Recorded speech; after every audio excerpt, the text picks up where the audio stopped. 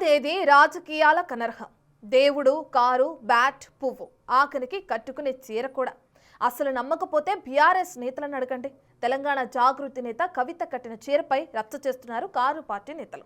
3 రంగుల చీర కట్టిన కవిత ఇక కాంగ్రెస్ లో చేరటం ఖాయమంటూ ప్రచారం మొదలైంది. ఇంతకీ ఏంటి చీరకోలా?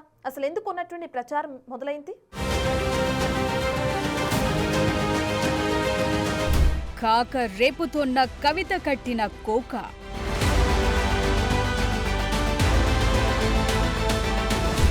మూడు రంగుల చీర కట్టడంపై దుమారం. కవితను టార్గెట్ చేస్తున్న BRS social media.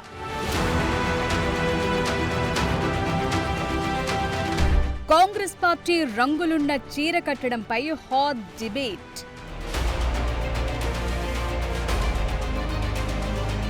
Kalvakuntla Kavitha ఎప్పుడైతే ఆమె తన తండ్రి మాజీ సీఎం కేసీఆర్ కు రాసిన లేఖ బయటికొచ్చిందో అప్పటి నుంచి ఆమె అడుగులు, మాటలు, చేతలన్నీ బీఆర్ఎస్ కు దూరంగా జరుగుతున్నట్టే ఉన్నాయి. ఇక బీఆర్ఎస్ ఆమెను సస్పెండ్ చేయడంతో కథ మొత్తం మారిపోయింది. ఇప్పుడు ఏకంగా తెలంగాణలో కొత్త ప్రాంతీయ పార్టీ ఏర్పాటు కాబోతోంది అనే హింట్స్ ఇచ్చేస్తున్నారు కవిత. ఇలాంటి సమయంలో కవిత కట్టిన ఒక్క చీర ఇప్పుడు టాక్ ఆఫ్ ది తెలంగాణగా మారింది.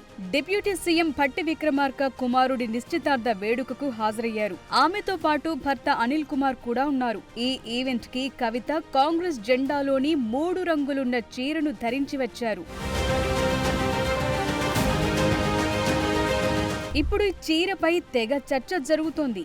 కవిత కాంగ్రెస్ లో చేరుతున్నారని హింటిస్తున్నారా అనే చర్చ కూడా ఇప్పుడు తెలంగాణ పాలిటిక్స్ లో జరుగుతోంది. నిజానికి కవిత కాంగ్రెస్ లో చేరతారనే ప్రచారం ఇప్పటిది కాదు, గతంలో కూడా జరిగింది. కానీ ఆమె ఈ ప్రచారాన్ని ఖండించారు. తాను ఏ పార్టీలో చేరేది లేదని తెగేసి చెప్పారు. ఈ మధ్యే కొత్త పార్టీ పెడతానంటూ హింట్స్ కూడా ఇస్తున్నారు. మరి ఇలాంటి సమయంలో ఆమె వ్యవహరించిన తీరు ఇప్పుడు ఇంట్రెస్టింగ్ గా మారింది. నిజానికి ఈ ఈవెంట్ కు అటెండ్ అవ్వడానికి ముందు కూడా కాంగ్రెస్ ప్రభుత్వ తీరుపై తీవ్ర విమర్శలు చేశారు. అఫ్కోర్స్ అప్పుడు కూడా ఆమె అదే రంగు చీరలో ఉన్నారు. అప్పుడేం మాట్లాడారో ఓసారి వినండి. ఇటువంటి బీసీ ద్రోహి పార్టీకి తెలంగాణలో స్థానం లేదు. నేను తెలంగాణ బీసీ బిడ్డలకు పిలుపునిస్తా ఉన్నా, ఎక్కడికక్కడ కాంగ్రెస్ గద్దెలను కూలగొట్టేసేయండి. మనకు అవసరం లేదు ఈ పార్టీ, బీసీలకు ద్రోహం చేసేటటువంటి పార్టీ. ఇంకా ఈ అందానికి ముఖ్యమంత్రి గారు డిసెంబర్ 2వ తారీఖు ఏ కొత్తగూడెంలో అయితే మీరు కంప్లీట్గా బీసీలను అవమానపరిచిండ్రో, ఏ కొత్తగూడెంలో అయితే మీరు ఇవ్వగలిగి ఉండి కూడా ఇవ్వకుండా 0% బీసీ రిజర్వేషన్ చేసిరో, మీరు ఇంక అక్కడికే పోయి ప్రచారం స్టార్ట్ చేస్తూ అంటారు. ఏమని ప్రచారం చేసుకుంటారు? బీసీలను మోసం చేసిన ప్రచారం చేసుకుంటారా? విన్నారుగా, ఉదయం ఈ వ్యాఖ్యలు చేసిన కవిత అదే రోజు సాయంత్రం భట్టి విక్రమార్క కొడుకు నిశ్చితార్థానికి హాజరయ్యారు. అప్పుడు ఈ రంగు చీరలో ఉండడంతో ఇప్పుడు పార్టీ మార్పు, కాంగ్రెస్ లో చేరారనే చర్చ మొదలైంది. మామూలుగానే గత కొన్ని నెలలుగా కవితను టార్గెట్ చేసిన బీఆర్ఎస్ సోషల్ మీడియా వింగ్ అంది వచ్చిన ఈ అవకాశాన్ని ఉపయోగించుకుందనే చెప్పాలి. కవితను టార్గెట్ చేస్తూ ట్రోల్స్ ప్రారంభించారు. 3 రంగుల జెండా చీర ధరించారు. ఇక కాంగ్రెస్ కండువా కప్పుకోవటమే తరువాయి అన్నట్టుగా పోస్టులు పెడుతూ పోతున్నారు.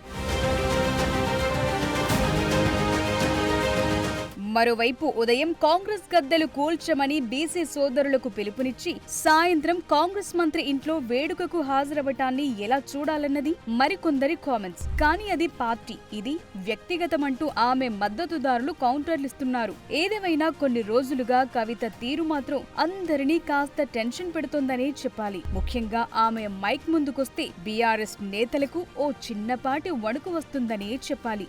ఎవరిని టార్గెట్ చేస్తుందో, ఎవరిపై ఎలాంటి వ్యాఖ్యలు చేస్తుందో అర్థం కాని పరిస్థితిలో ఉన్నారు. ఇలాంటి సమయంలో బీఆర్ఎస్ నేతలు ఈ చీర ఇష్యూని అందివచ్చిన అవకాశమని భావిస్తున్నారు. మరి నిజంగా ఈ చీర ధరించడం వెనుక వేరే ఏవైనా కారణాలున్నాయా? నిజంగానే ఆమె ప్రజలకు హింటిచ్చారా?